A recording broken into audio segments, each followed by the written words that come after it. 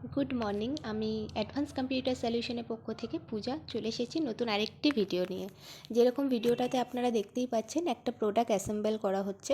আগের ভিডিওটাতে আমরা দেখিয়েছিলাম যে কীরকমভাবে আমাদের ভেন্ডার থেকে সব সিস্টেম এসছে, মানে ইন্ডিভিজুয়ালি পার্টসগুলো আমরা নিয়ে এসেছি, যেটা আমরা এখন অ্যাসেম্বলিং করছি।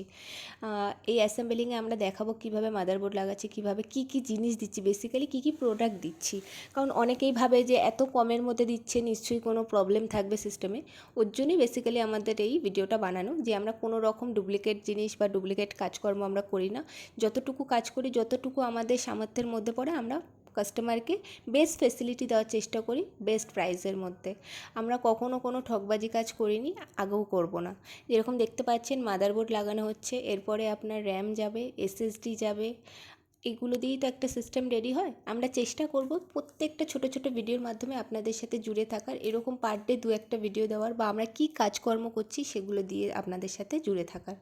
আপনাদের যদি কারোর কোনো রকম রিকোয়ারমেন্ট থাকে বা কোনো রকম এক্সট্রা কোয়ারিজ থাকে যে কী টাইপের নিলে আপনাদের সুবিধা হবে, বাচ্চার জন্য কীরকম টাইপের সিস্টেম নিলে সুবিধা হবে, আপনারা আমাদেরকে জিজ্ঞাসা করতে পারেন।